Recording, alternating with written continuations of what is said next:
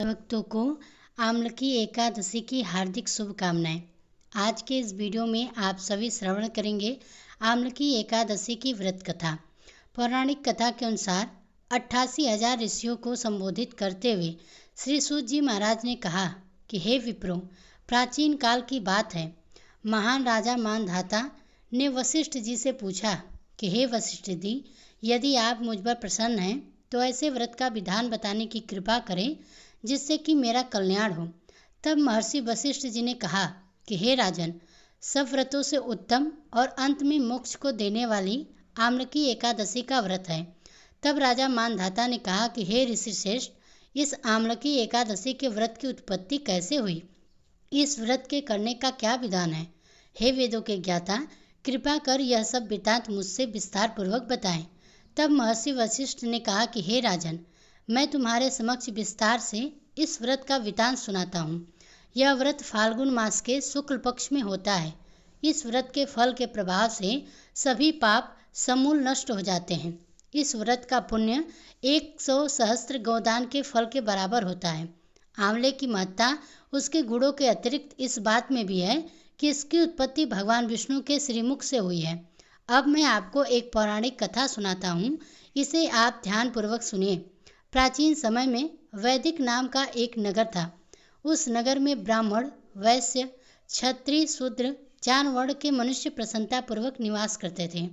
नगर में सदैव वेद ध्वनि गूंजा करती थी। उस नगरी में कोई भी पापी, दुराचारी और नास्तिक नहीं था। उस नगर में चित्ररथ नामक चंद्रवंशी राजा राज्य करते थे। वह उच्च कोटि का विद्वान और धार्मिक प्रवृत्ति का व्यक्ति था। उसके राज्य में कोई भी निर्धन एवं लोभी नहीं था। उस राज्य के सभी लोग भगवान विष्णु के अनन्य ही भक्त थे। वहाँ के छोटे बड़े सभी निवासी प्रत्येक एकादशी का उपवास करते थे। एक बार फाल्गुन मास के शुक्ल पक्ष की आमलकी एकादशी आई।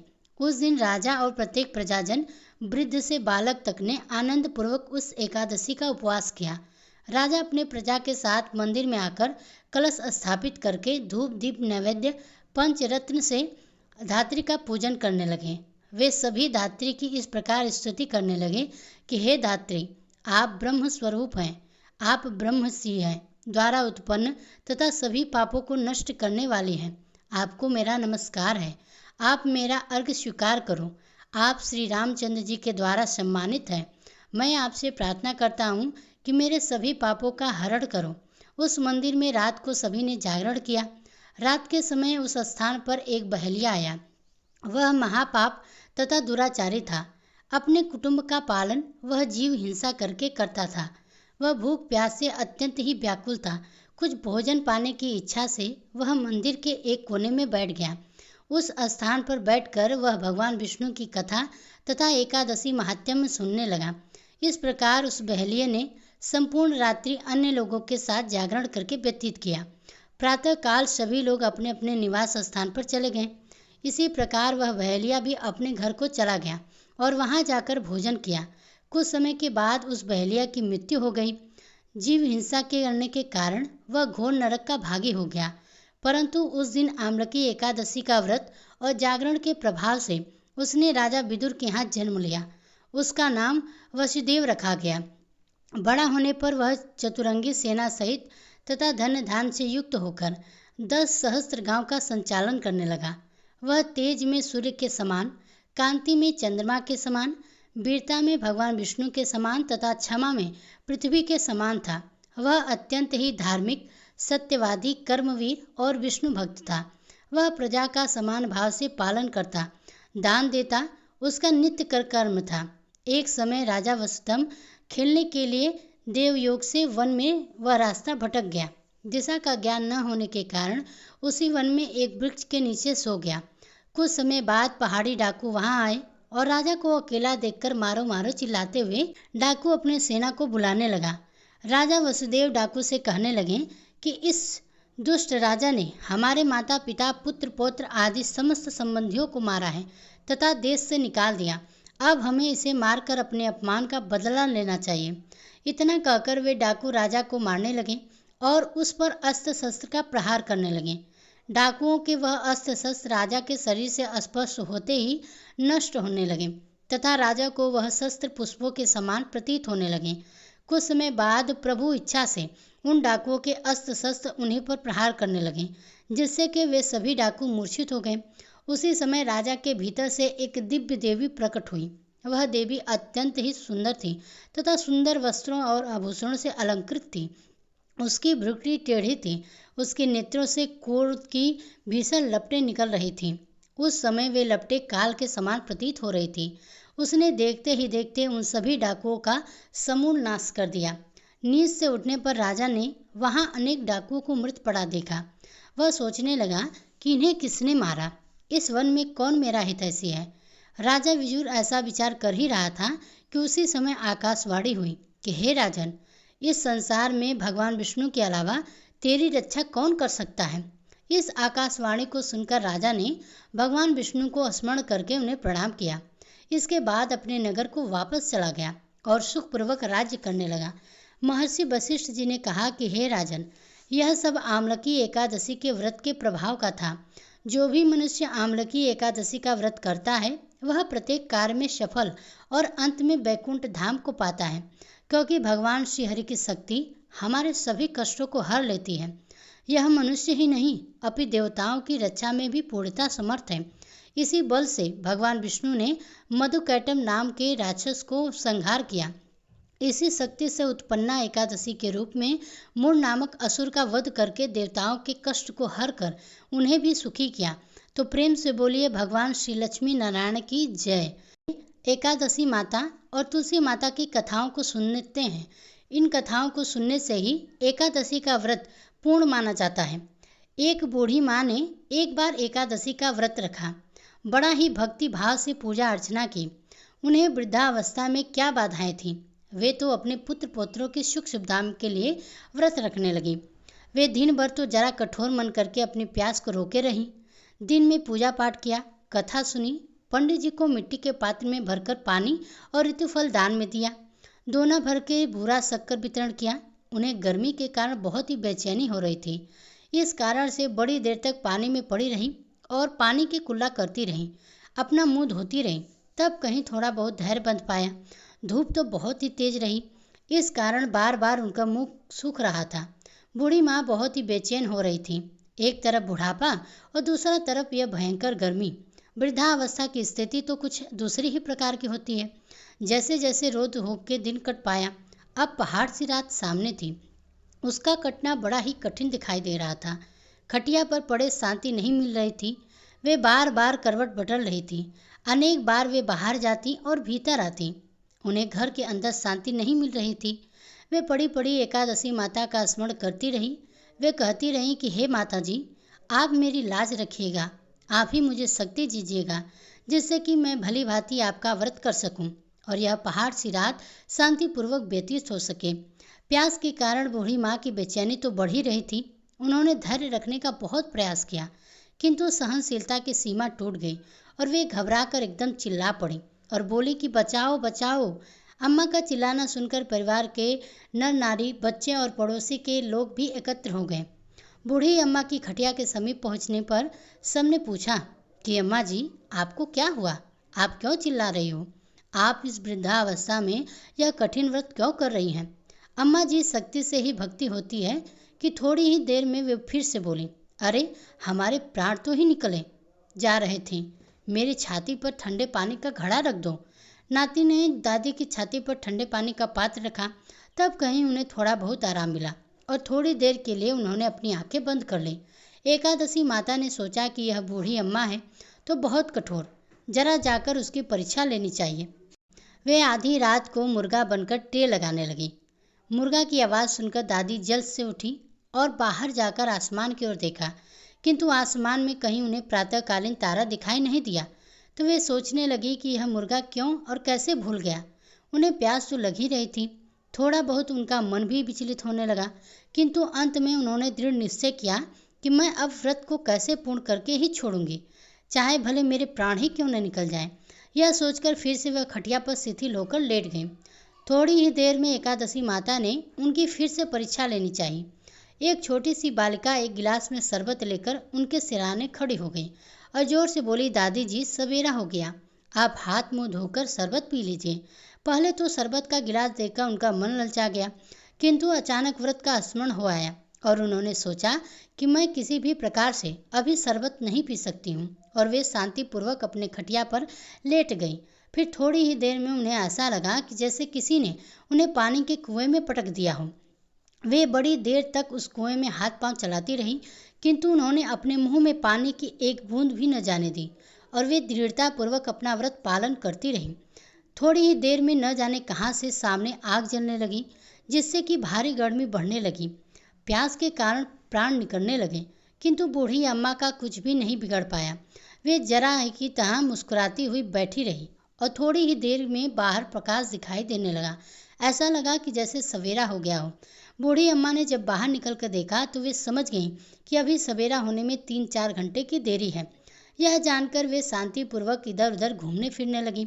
एकादशी माता यह बात अच्छी तरह समझ गईं कि यह बूढ़ी अम्मा किसी भी प्रकार से अपने व्रत से नहीं हट सकते। वे उनके सत्य व्रत को अच्छी तरह से समझ गईं। सवेरा होते ही बूढ़ी माँ ने स्नान किया, भगवान को पूजन किया, एकादशी माता की कथा सुनी, ब्राह्मणों को दक्षिणा देकर भोजन कराया, तब कहीं उन्होंने जल ग्रहण किया। कन्याओं को भोजन कराने के बाद अम्मा ने स्वयं भोजन किया। इस श्रेष्ठ व्रत के प्रताप से बूढ़ी अम्मा की आयु में वृद्धि हो गई। उनका घर परिवार हरा भरा हो गया। घर में अब उनके कोई भी अभाव नहीं रहा। वे हर तरह के सुख साधनों से संपन्न हो गए। नाती नातिन से उनका घर भर गया और वे उसी दिन से 12 महीनों की एकादशी का व्रत करने लगी। एकादशी माता के व्रत के प्रभाव से इस संसार में हर प्रकार के सुख भोग कर अंत में वैकुंठ धाम को चली गई। जैसे एकादशी माता ने बूढ़ी माता और उनके परिवार को हरा भरा किया, ऐसे ही एकादशी माता हम सभी की मनोकामनाओं को पूर्ण करें। बोलिए श्री लक्ष्मी नारायण भगवान की जय। सुनते हैं तुलसी माता की कथा। इन कथाओं को सुनने से ही आपके एकादशी व्रत का पुण्य माना जाता है। सर्वाण मुनि की पुत्री तुलसी अपूर्व सुंदरी थी। उनकी इच्छा थी कि उनका विवाह भगवान नारायण के साथ हो। इसके लिए उन्होंने नारायण पर्वत की घाटी में स्थित बद्रीवन में घोर तपस्या की। दीर्घ काल तक तपस्या करने के उपरांत ब्रह्मा जी ने प्रसन्न होकर उन्हें दर्शन दिया और वर मांगने को कहा। तब तुलसी जी ने कहा, सृष्टिकर्ता ब्रह्मदेव, आप अंतर्यामी हैं, सबकी बात को आप जानते हैं, फिर भी मैं आपसे अपनी इच्छा को बताती हूँ। मैं चाहती हूँ कि भगवान श्री नारायण मेरे पति के स्वरूप में मिले। ब्रह्मा जी ने कहा कि तुम्हारा अभिष्ट तुम्हें अवश्य मिलेगा। अपने पूर्व जन्म में किसी अपराध के कारण तुम्हें शाप मिला, इसी प्रकार भगवान श्री नारायण के एक पार्षद को भी दानव कुल में जन्म लेने का श्राप मिला है। दानव कुल में जन्म लेने के बाद भी उसमें नारायण का अंश विद्यमान रहेगा। इसलिए इस जन्म में पूर्व जन्म के पाप के शमन के लिए संपूर्ण नारायण तो नहीं मिलेंगे, लेकिन नारायण के अंश से युक्त दानव कुल में जन्म उस श्रापग्रस्त पार्षद से तुम्हारा विवाह होगा। श्राप मुक्त होने पर भगवान श्री नारायण सदा सर्वदा के लिए तुम्हारे पति हो जाएंगे। तुलसी जी ने ब्रह्मा जी के इस वर को स्वीकार कर लिया, क्योंकि मानव कुल में जन्म के कारण उस मायावी भोग तो भोगना ही था। तुलसी बद्री वन में ही रहने लगी। नारायण का वह पार्षद दानव कुल में जालंधर के नाम से पैदा हुआ। कुछ दिनों के बाद वह ब्राह्मण करता हुआ बद्री वन में आया। यहाँ तुलसी को देखते ही वह उस पर मंत्रमुग्ध हो गया। तुलसी के सामने उसने अपने विवाह का प्रस्ताव रखा। इतने में ही वहाँ ब्रह्मा जी आ गए और तुलसी से कहा, तुलसी, जालंधर को देखो, ऐसा देवोप उसका स्वरूप है। दानव कुल में जन्म लेने के बाद भी लगता है कि इसके शरीर में नारायण का वास हो। तुम प्रस्ताव को सहज स्वीकार कर लो। तुलसी को भी लगा कि उसकी तपस्या पूर्ण हो गई, इससे इच्छित फल मिला है। तब जालंधर के साथ उसका गंधर्व विवाह हो गया और वह जालंधर के साथ उसके महल में पत्नी बनकर आ गई। जालंधर ने अपने परम सुंदरी सती साध्वी पत्नी तुलसी के साथ बहुत दिनों तक राज्य किया और उसने अपने राज्य का इतना विस्तार किया कि देवलोक तक उसके अधिकार में आ चुके थे। स्वर्ग का सुख भोगने वाले देवताओं की दशा भिखारियों जैसी हो गई। जालंधर किसी को कष्ट नहीं देता था, पर अधिकार और राज्य छीन जाने से सारे देवता मिलकर ब्रह्मा, विष्णु और शिव जी के सभा में गए और अपनी विपत्ति उन्हें सुना दी। ब्रह्मा जी ने कहा कि तुलसी परम साध्वी है, उसका विवाह जालंधर से मैंने ही कराया था।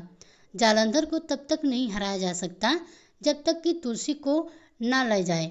विष्णु जी ने कहा, जालंधर पूर्व जन्म में मेरा पार्षद था।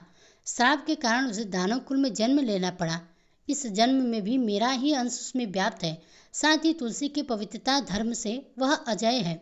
फिर देवताओं की सम्मति से भगवान शिव ने जालंधर के पास संदेश भेजा कि या तो वह देवताओं को राज्य लौटा दे या फिर उससे युद्ध करे। जालंधर शंकर जी के पास पहुंचा। उसने कहा, देवादिदेव, आपके लिए देवताओं का पक्ष लेना उचित नहीं है। राज्य बढ़ाना हर राजा का कर्तव्य है। मैं किसी को दुखी नहीं कर रहा हूँ। देवताओं से कहिए कि भाई मेरा प्रजा बनकर रहें। मैंने आपका कोई भी अपमान नहीं किया। हमारा आपका युद्ध शोभा नहीं देता। अगर आप हार गए तो बड़ी ही लज्जा की बात होगी। मैं हार गया तो आपकी कीर्ति बहुत अधिक नहीं बढ़ेगी। भगवान शंकर फिर हंसने लगे। वे तो सब रहस्य समझते थे। तुलसी और जालंधर के पूर्व जन्म के श्राप की अवधि लगभग अब पूरी हो चुकी थी। फिर शंकर जी बोले कि इसमें कीर्ति और लज्जा की बात नहीं है। तुम देवों को राज्य लौटाकर उन्हें उनके पद पर प्रतिष्ठित होने दो। युद्ध से बचने का यही एक उपाय है। तब जालंधर ने कहा कि मैंने युद्ध के बल से देवलोक जीता है। कोई उसे युद्ध के द्वारा ही वापस ले सकता है। यह मेरा अंतिम उत्तर है। अब मैं जा रहा हूँ। ऐसा कहकर जालंधर वहाँ से चला गया। उसने अपनी पत्नी तुलसी को सारी बातें बताई और कहा कि कर्म भोग सब काल सूत्र में बंधा है। जीवन में हर्ष शोक भय सुख दुख मंगल अमंगल काल के अधीन है। हम तो केवल निमित्त हैं। संभव है भगवान शिव देवों का पक्ष लेकर मुझसे युद्ध करें। तुम चिंता मत करना। तुम्हारी सती तेज मेरी रक्षा करेगा। दूसरे दिन भगवान शंकर के नेतृत्व में देवताओं ने युद्ध छेड़ दिया। जालंधर ने भीषण बाढ़ की वर्षा कर उनका वेग रोक दिया। उसके प्रभाव से देवता डगमगाने लगे। उसने दानवी शक्ति का प्रयोग करके मायावी युद्ध आरंभ कर दिया। युद्ध स्थल पर वह किसी को भी दिखाई नहीं देता, पर उसके अस्त्र शस्त्र प्रहार कर देवों को घायल कर रहे थे। देवगण अपने अस्त्र चलाएं तो फिर किस पर चलाएं, क्योंकि कोई शत्रु सामने था ही नहीं। कुछ दिनों तक यह भयंकर युद्ध चलता रहा। जालंधर पराजित नहीं हुआ। तब शिव जी ने विष्णु जी से कहा कि विष्णु, तुम कुछ उपाय करो, अन्यथा मेरा तो सारा यश मिट्टी में मिल जाएगा। विष्णु जी ने सोचा कि बल से तो जालंधर को हराया नहीं जा सकता, इसलिए छल का ही सहारा लेना पड़ेगा।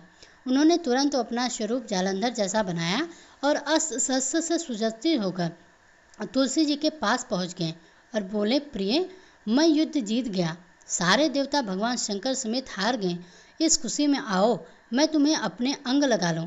पति को प्रत्यक्ष खड़ा देखकर तथा विजय का समाचार सुनकर वह दौड़कर मायावी जालंधर के गले लिपट गए। इस प्रकार पति पत्नी दोनों ने आलिंगित होकर खूब खुशी मनाई। पर पुरुष के साथ इस प्रकार के व्यवहार से उसका सती तेज नष्ट हो गया। उसका सती तेज जो जालंधर के कवच के रूप में रक्षा कर रहा था, वह कवच नष्ट हो गया था। जालंधर शक्तिहीन हो गया। यह जानते ही भगवान शंकर ने अपने त्रिशूल से प्रहार किया। उस प्रहार के लगते ही जालंधर जलकर भस्म हो गया। जालंधर के मरने को जानकर विष्णु अपने असली रूप में आ गए। सामने अपने पति जालंधर के स्थान पर भगवान विष्णु को खड़ा देखकर तुलसी बहुत ही विस्मित हुई। उसको पता लग गया कि स्वयं नारायण ने उसके साथ छल किया है। क्रोध में आकर तुलसी जी ने श्राप दिया कि एक सती स्त्री का सतीत्व भंग करने के अपराध में तुम हृदयहीन पत्थर हो जाओ। विष्णु जी ने तुलसी जी के श्राप को सिरोधार्य कर कहा, देवी, तुम्हारे तथा जालंधर के कल्याण के लिए मुझे ऐसा करना पड़ा। तुम दोनों श्राप मुक्त करना था। तुम भी अब अपना शरीर त्याग कर तुलसी विवाह के रूप में जन्म लोगी और मेरी पूजा तुलसी दल से होगी। मैं शालिग्राम पत्थर बनूंगा। मेरे शीर्ष पर तुम आदर से विराजमान होगी। तुम्हारे पति की हड्डियों के चूर से शंख की उत्पत्ति होगी। उस शंख ध्वनि से देवताओं और मेरी पूजा आराधना होगी। जहाँ शंख ध्वनि होगी वहाँ मंगलमय मैं विराजमान रहूँगा। तुमने पूर्व जन्म में बद्रीवन में मुझे पाने की बड़ी ही तपस्या की थी। अब अगले जन्म में मैं नारायण प्रशस्त के रूप में बद्रीनाथ वन में स्थापित होऊंगा और मेरी पूजा अर्चना फल फूल से ना होकर तुलसी दल से होगी। मेरे शीर्ष पर विराजमान होकर मुझसे भी ऊंचा पद प्राप्त करोगी। तो बोलिए श्री लक्ष्मी नारायण भगवान की जय, तुलसी माता की जय। अब आइए अनंत फलों को देने वाली राधा कृष्ण की बड़ी ही सुंदर कथा को सुनते हैं। एकादशी के दिन इस कथा को सुनने से सभी की मनोकामनाएं पूर्ण हो जाती है। एक गांव में रणमा नाम की एक स्त्री थी। उसके विवाह को 5-6 बरस बीत गए, लेकिन उसकी कोई संतान नहीं थी। एक बार श्री राधा अष्टमी का उत्सव आया। गांव की औरतें बरसाना जा रही थी, तो औरतों ने कहा कि तुम भी बरसाना चलो। राधा रानी बड़ी ही दयालु हुए, तुम्हारी गोद जरूर भर देंगी। वह स्त्री कई महीनों से घर से बाहर नहीं निकले थी। इसलिए उसके पति और सास ने भी उसे जाने की आज्ञा दे दी। बस उसने मन में ठान लिया कि राधा रानी मेरी गोद जरूर भरेंगे। जिस दिन उसे जाना था उसी दिन उसके पैर में चोट लग गई, चला भी नहीं जा रहा था। फिर वह स्त्रियों के संग यात्रा पर चली गई। सारे रास्ते राधा कृष्ण जी का जप कीर्तन करती हुई गई और बरसाना पहुंच गई। नहा धोकर राधा रानी जी के मंदिर में जाने के लिए तैयार हुई। राधा जी के महल में जाते ही तो ऊपर बहुत ही सीढ़ियाँ चढ़नी पड़ती। जैसे ही सीढ़ियाँ चढ़ने लगी तब वह स्त्रियों से बोली कि तुम लोग आगे आगे चलो, मैं धीरे धीरे सीढ़ियों से आ रही हूँ। मेरे पैर में चोट लगने की वजह से चला भी नहीं जा रहा है। 2-4 सीढ़ियाँ चढ़ने के बाद उसका पैर मुड़ गया और वह नीचे गिरने लगी। तभी एक 7-8 साल की कन्या ने उसका हाथ पकड़ लिया। रमा बोली, बेटी आज अगर तुम ना होती तो मैं तो नीचे ही गिर गई होती। वह कन्या बोली, माता ऐसे कैसे गिर जाने देती मैं तुम्हें। तब रमा ने पूछा, बेटी तुम्हारा क्या नाम है? वह बोली, लाडो नाम है मेरा, मैं यहीं पास में रहती हूँ। वे दोनों सीढ़ियाँ पर बैठ गईं। लाडो कहने लगी, माता मेरे लिए क्या लाई हो? ना कोई जान पहचान और लाडो ऐसी बातें कर रही हो। फिर रमा ने कहा, लाडो मैं कल तुम्हारे लिए कुछ न कुछ जरूर लेकर आऊँगी, तुम्हें क्या पसंद है? तब लाडो कहने लगी कि मुझे नथनी, गले का हार, कार के कुंडन, चूड़ियाँ, मेहंदी, घाघरा चोली, यह सब चीज़ें पसंद है, कुछ भी ले आना। इतना कहकर वह बालिका भाग गई। जैसे तैसे रमा भी मंदिर में दर्शन करके लौट आई। फिर रमा उस बालिका के बारे में पूछने लगी और बाजार में उसने गले का हार और चूड़ियाँ उसके ले ली और अगले दिन वहीं जाकर मिली। वह लाडो का जाकर इंतजार करने लगी। फिर लाडो उसकी उसी जगह पर मिली। चूड़ियाँ और गले का हार जैसे उसने दिया, वह बोली, बस इतनी ही, और चीज़ें नहीं लाई? वह मुंह फुलाकर बैठ गई। तब रमा बोली, अभी मैं 8 दिन यहीं पर हूँ, रोज़ तुम्हारे लिए कुछ न कुछ लाया करूँगी। यह सुनकर लाडो उसकी गोद में बैठ गई और गले लग गई तो रमा रोने लगी। उसे जैसे एक संतान मिल गई हो। उसने खूब प्यार से उसके सिर पर हाथ फेरा। ऐसे ही वो फिर से चली गई। रमा ने मंदिर से आकर घाघरा और चोली उसके लिए बनवाई। ऐसे ही रोज़ कुछ न कुछ वह उसे देती रही। एक दिन रमा कहती है कि अब यह सारी चीज़ें मुझे पहनकर दिखाओ। तो लाडो बोली, कल राधा अष्टमी है, मैं कल इसे पहनूंगी। इस बार लाडो के साथ एक लड़का भी था। उसे देखकर रमा ने कहा, आज पता नहीं मेरे मन में क्या आया, मैंने एक धोती और मुकुट मोर वाला लिया है, क्या मैं इसे दे दूं? तो लाडो बोली, यह कनुआ है और मेरे ही साथ रहता है, हाँ तुम इसे दे दो। ऐसा कहकर वे दोनों सामान लेकर चले गए। अगले दिन राधा अष्टमी थी। जब रमा सीढ़ियों पर आई, वहाँ उसे आज कोई नहीं मिला, ना वो लाडो ना ही वह लड़का। बहुत इंतजार करने के बाद जब वह मंदिर में पहुंची तो वहाँ बहुत ही भीड़ लगी हुई थी। कीर्तन और नृत्य हो रहा था। इसी तरह भीड़ को चीरती हुई वह आगे पहुंची और वहाँ देखकर राधा जी को देखा और ठाकुर जी को देखा। रमा ने जो जो चीज़ें लाडो को दी थी वही सारा सामान राधा कृष्ण जी ने पहने हुए थे। वह पत्थर सी हो गई, उसकी आंखों से आंसू बहने लगे। इस बात को समझते उसे देर नहीं लगी कि वह लाडो राधा रानी जी थी और कनुआ श्री कृष्ण जी थे। स्वयं जगत के पालनहार उसके पास आते थे। राधा जी उसकी गोद में बैठते थे और उसे मात्र सुख प्रदान करती। वह तो जैसे बावरी हो गई, दिन रात लाडो लाडो कहती रहती, पुकारती रहती।